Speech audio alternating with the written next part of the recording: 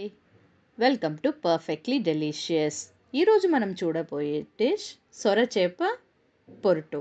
దీనికి కావలసిన పదార్థాలు ఇప్పుడు దీన్ని ఎలా తయారు చేసుకుందామో చూద్దాం. ముందుగా స్టవ్ వెలిగించి ఒక ఇడ్లీ పాత్రలో కొంచెం నీళ్లు పోసి మరిగించుకోవాలి.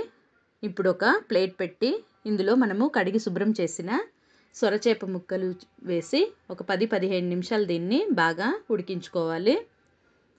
చూడండి, ఇలా మీరు ఒక ఫోర్క్ పెట్టి గుచ్చి చూస్తే బాగా ఉడికినట్టే. ఇప్పుడు దీన్ని ఒక బౌల్లో తీసుకొని తోలంతా తీసి బాగా చిదిమాను.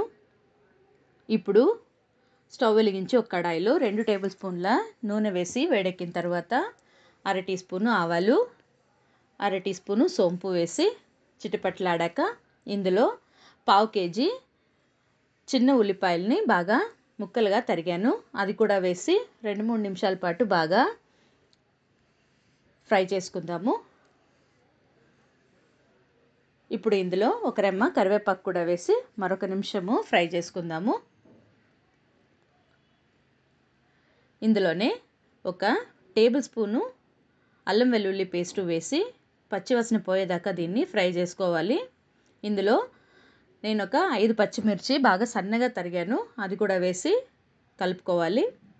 ఇప్పుడు ఇందులో మనము ఉడికించి పెట్టుకున్న సొరచేప ముక్కలు వేసి ఒకసారి కలుపుకోవాలి.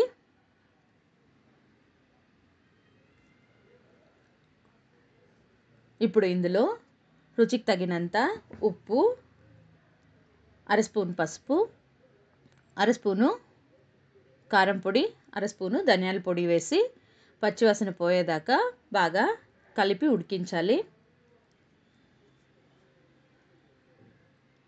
ఇప్పుడు ఇందులో 1 table spoon garam masala, 1 table spoon నిమ్మరసము వేసి ఒకసారి కలుపుకుంటే చివరగా కొంచెం కొత్తిమీర చల్లి స్టవ్ ఆఫ్ చేసుకోవాలి.